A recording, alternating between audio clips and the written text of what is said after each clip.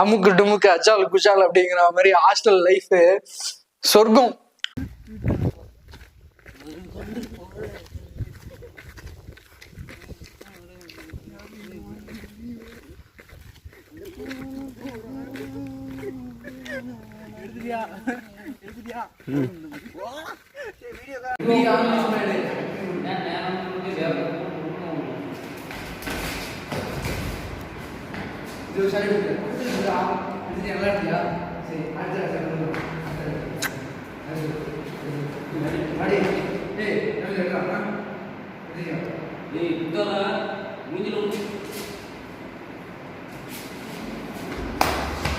Violence, violence. I don't like it. I avoid. But violence likes me.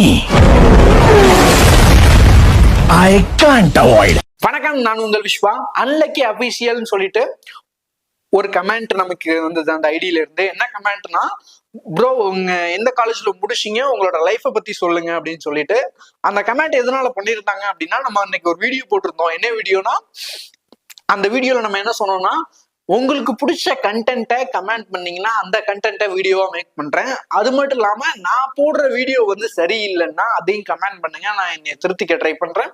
பெட்டரா உங்களுக்கு content கொண்டு வந்து reach பண்ண ட்ரை பண்றேன், ஓகேங்களா? ஸோ அப்படின்னு சொல்லியிருந்தேன். அவர் வந்து நம்மளோட லைஃப் பத்தி கேட்டிருந்தாரு.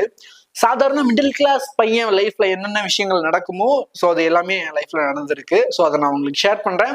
நம்ம எல்லாருமே லைஃப்ல ஒருத்தரை பார்த்து தான் இன்ஸ்பயர் ஆகும், ஓகேங்களா? அந்த மாதிரி என்னோட லைஃப்ல நான் இன்ஸ்பயர் ஆகுற ஒரு ஆள் யாரு அப்படின்னா, ஃபேமிலிக்குள்ள வெளியே வந்து நான் இன்ஸ்பயர் ஆகுற ஒரு ஆள் யாருன்னா ஏபிஜே அப்துல் கலாம் சார். ஸோ அவரை பார்த்து தான் இன்ஸ்பயர் ஆவேன். பட் நம்ம கூடவே நம்ம ஃபேமிலிக்குள்ளேயே இருக்கிற ஒருத்தரை பார்த்து இப்படியே பார்ப்போம், இன்ஸ்பயர் ஆகும். ஸோ அவங்கள மாதிரி ஆகணும் அப்படின்னு. அப்படி ஒரு ஆள் யார் அப்படின்னா, என்னோட மாமா, எங்க அம்மாவோட அண்ணன். ஏன்னா ஸ்கூல் படிக்கும் போதுல இருந்து வீட்டுல ஒருத்தரை பார்த்தா சின்ன பயம் இருக்கும் எல்லா விஷயத்துலயுமே. அந்த மாதிரி சின்ன வயசுல இருந்து ஒவ்வொரு விஷயத்தையும் பார்த்து பயந்துருக்கேன். அது மட்டும் இல்லாம ஒவ்வொரு விஷயத்தையும் லைஃப்ல அவங்க பண்ணும்போது ஒவ்வொரு விஷயத்தையும் பார்த்து ஆச்சரியப்பட்டிருக்கேன். அப்புறம் நம்ம மொபைல் நோண்டிட்டு இருப்பேன் வீட்டுல. அம்மா அப்பாவுக்குலாம் பயப்பட மாட்டேன், திட்டுவாங்க போவாங்க. பட் இருந்தாலும் மாமா, ஏன்னா ஆளே பார்க்க கொஞ்சம் அவசரமா இருப்பாங்க, கொஞ்சம் பயமா இருக்கும். மொபைல் நோண்டிட்டு இருப்பேன். வந்தாவே வந்து மொபைல் நோண்டிட்டுதாவே பிடிக்காது, சத்தம் போடுவாங்க, பயமா இருக்கும் உடனே. அதனால ஒரு 2 ஸ்டெப்புக்கு முன்னாடியே வந்தா இங்க மொபைல் நோண்டிட்டு இருந்தா மொபைலை கீழே வச்சிருவேன். ஸோ அந்த மாதிரி ஒரு ஆட்டிடியூட் தான் எனக்கு அப்பையில இருந்தே இருந்துகிட்டு இருக்கோம். இப்போ நம்ம வேலைக்கெல்லாம் போயிட்டு படிப்பெல்லாம் முடிச்சதுக்கு அப்புறம் ஸோ இப்போ கொஞ்சம் பரவாயில்ல. இப்பவும் நிறைய திட்டுவாங்க. பட் இருந்தாலும் மொபைல் வந்து நோண்டும் போது இப்போ திட்டுறது கிடையாது, ஓகேங்களா? ஸோ எதுக்காக சொல்றேன் அப்படின்னா, நம்ம லைஃப்ல ஒவ்வொருத்தரையும் இன்ஸ்பயர் ஆகும். ஏன்னா இப்போ ஒருத்தர் வந்து என்னோட லைஃப்பை பத்தி கேட்கிறாரு அப்படின்னா, என்னோட லைஃப்ல நடந்த பேடையும் சொல்லணும், குட்டையும் சொல்லணும். அப்பதான் இந்த வீடியோ பாக்குற ஒரு சின்ன பையனா இருந்தா அவன் இதுல இருந்து ஒரு நல்ல விஷயங்கள் மட்டும் அவன் அவுட்புட்டா எடுத்துக்கிட்டு அவன் ஒரு இன்ஸ்பயர் ஆனா எனக்கு ஒரு ஹாப்பியா இருக்கும். அது மட்டும் இல்லாம அந்த அன்லக்கி அபிஷியல் அவர் கமெண்ட் பண்ணார்ல, அவருக்கும் வந்து இந்த வீடியோ பார்க்கும்போது ஹாப்பியா இருக்கும். ஃபர்ஸ்ட் நான் காலேஜ் ஜாயின் பண்றதுல இருந்து சொல்றேன். 12th முடிச்சேன், கம்ப்யூட்டர் சயின்ஸ் கோர்ஸ் தான் பண்ணேன். முடிச்சதுக்கு அப்புறம் என்ன ஆச்சுன்னா, என்னோட ரிசல்ட் வர டைம்ல வந்து நான் திருப்பூர் வந்து வேலைக்கு போயிட்டேன். பிரிண்டிங் கம்பெனி இருக்கும்ல, அந்த கம்பெனிக்கு வேலைக்கு போனேன். ஏன் அப்படின்னா ரிசல்ட்டை வந்து நினைச்சு எனக்கு பயம். ஏன்னா கெமிஸ்ட்ரிக்கு வந்து எங்க ஸ்கூல்ல வந்து சார் இருப்பாரு, பட் எல்லா டைமுமே வரமாட்டாரு. ஏன்னா அவருக்கு கவர்மெண்ட்ல டீச்சர் வேலையும் பார்ப்பாரு, இன்னொரு வேலையும் பார்ப்பாரு. ஸோ அதனால காலேஜுக்கு அதிகம் வந்து வரமாட்டாரு. அப்போ வந்து எனக்கே ஒரு நாள் வருவாரு, எல்லா கொஸ்டினையும் சொல்லுவாரு, படிக்க சொல்லுவாரு, போயிடுவாரு. இப்படி இருக்கும்போது எனக்கு அந்த கெமிஸ்ட்ரியில மட்டும் அந்த கால்குலேஷன்லாம் வரும், அது எனக்கு கொஞ்சம் தெரியாது. ஸோ அதனால கெமிஸ்ட்ரி வந்து எனக்கு கொஞ்சம் பயம் இருந்தது. ஸோ என்னடா பண்ண போறோம் அப்படின்ட்டு எக்ஸாம்ல. மற்றபடி பிசிக்ஸ், மேக்ஸ், கெமிஸ்ட்ரி சான்ஸே இல்லை. அவங்களும் வேற மாதிரி மேக்ஸ்ல பிசிக்ஸ்லாம், ஏன்னா அவ்வளோ குட்டா டீச் பண்ணுவாங்க கவர்மெண்ட் ஸ்கூல்ல, வேற மாதிரி. இந்த வீடியோ பாக்குறவங்கள்ட்ட நான் சொல்ற ஒரு விஷயம் என்னன்னா, உங்க பசங்களை பிரைவேட் ஸ்கூல்ல காசு செலவு பண்ணி அதிகமாலாம் படிக்க வைக்காதீங்க. கவர்மெண்ட் ஸ்கூல்ல பக்கத்துல இருக்க ஸ்கூல்ல ஜாயின் பண்ணி படிக்க சொல்லுங்க. ஸோ நல்லா டீச் கொடுப்பாங்க. ஸோ நான் இது வரைக்கும் படிச்சு வந்த டீச்சர்ஸ் எல்லாருமே ஸ்கூல்ல வேற மாதிரி. அவங்களெல்லாம் ஒரு சல்யூட் கொடுக்கலாம் அந்த நேரத்துல. ஏன்னா அவங்களாம் நிறைய இன்புட்ஸ் நம்மளுக்கு கொடுத்து நம்மளை வந்து அவுட்புட் பண்ண வச்சிருக்காங்க, ஓகேங்களா? ஸோ அது வந்து ரொம்ப பெரிய விஷயம். அது மட்டும் இல்லாம காலேஜ்லயும் நம்ம பார்த்த ப்ரொஃபசர்ஸ் எல்லாருமே வந்து வேற மாதிரி. ஓகேங்களா. ஸோ நம்ம கண்டென்ட்டுக்குள்ள வருவோம். ஃபெயில் ஆயிடுவேன்னு எனக்கு ஒரு பயம் இருந்தது. நான் திருப்பூர்ல வேலை செஞ்சுட்டு இருந்தேன். வீட்டுல வந்து 2 அண்ணங்க இருக்காங்க எனக்கு, ஓகேங்களா. ஸோ அவங்க வந்து 2 பேருமே வந்து நம்ம லைஃப்ல வந்து நம்மளால முடியாத விஷயங்களை நம்ம யாருக்கு சொல்லுவோம், அது ஒரு அட்வைஸா நம்ம கீழே இருக்கிற தம்பிக்கு தான் சொல்லுவோம். அந்த மாதிரி அவங்க வந்து அவங்களோட அட்வைஸ்ல நமக்கு வந்து ஷேர் பண்ணுவாங்க, எல்லாத்தையுமே ஷேர் பண்ணுவாங்க. அதுல 2 பேர், ஒருத்தர் வந்து எப்படின்னா, ஒருத்தர் வந்து கொஞ்சம் ஸ்ட்ரிக்ட், படிக்கணும் போகணும் அப்படிங்கிற மாதிரி ஒரு விஷயத்த சொல்லுவாரு, இதை பண்ணக்கூடாது அதை பண்ணக்கூடாதுன்னு சொல்லுவாரு. இன்னொருத்தர் எப்படின்னா ரொம்ப ஃப்ரெண்டு, அந்த மாதிரி ஒருத்தர், ஜாலியா இருக்கும், ஃபன்னா இருக்கும், ஓகேங்களா. ஸோ அந்த ஸ்கூல் டைம்ல இப்போ ஆனா 2 பேருமே வந்து ஃப்ரெண்ட் மாதிரி தான் இருப்பாங்க. பட் இவர் எப்போதுமே கொஞ்சம் ஸ்ட்ரிக்ட், இவர் அப்படி இல்லை, ஜாலி டைப்பு. ஸோ அந்த மாதிரி போயிட்டு இருக்கோம். ரிசல்ட் வர்றதுக்கு முன்னாடி இவரு கால் பண்றாரு, என்னாச்சு அப்படின்னு சொல்லிட்டு. நம்பர்லாம் வாங்கிட்டாரு. எனக்கு வந்து கான்ஃபிடென்ட் இருக்கு, நான் வந்து ஃபெயில் ஆயிடுவேன் அப்படின்னு சொல்லிட்டு நான் பயந்துகிட்டு இருக்கேன். ரிசல்ட் வந்துருச்சு, 732 மார்க்கு.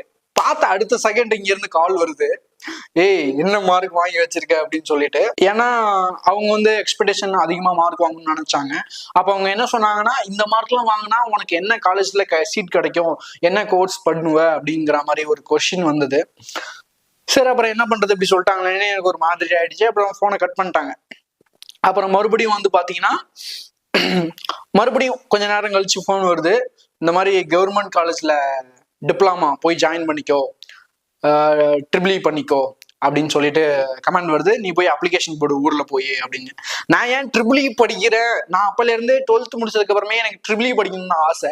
அது ஏன் அப்படின்னா, என்னோட அண்ணன் இருக்காரு ராஜன், அவர் வந்து டிப்ளமா ட்ரிபிள் இ படிச்சாரு.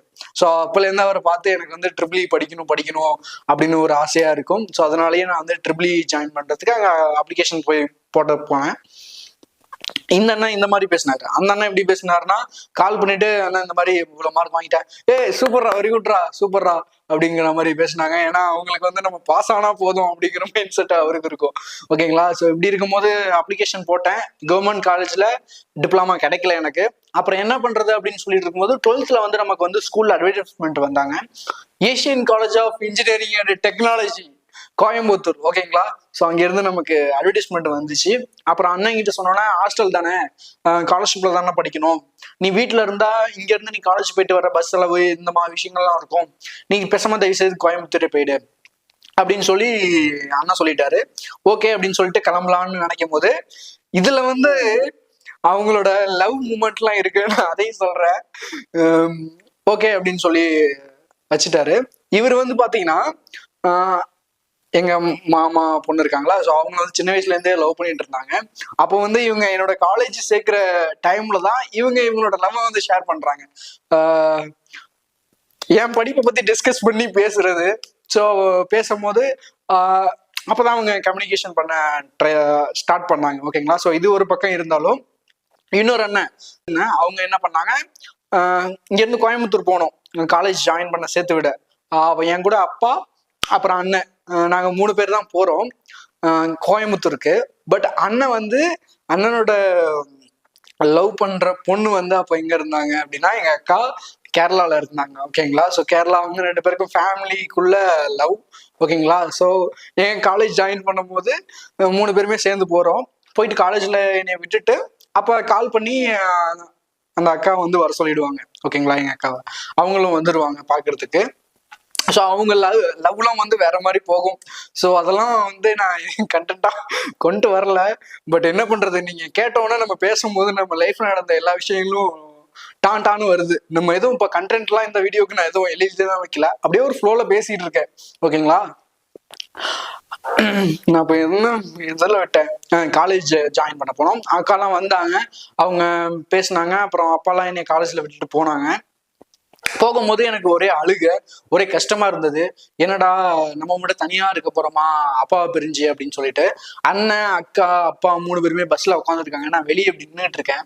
அவங்க ஃபேஸ் பார்க்கும்போது எனக்கு அழுக அப்பதான் வருது. அப்பதான் எங்க அப்பா வந்து மிஸ் பண்றது எனக்கு வந்து தெரியுது, ரொம்ப ஃபீல் ஆகுது.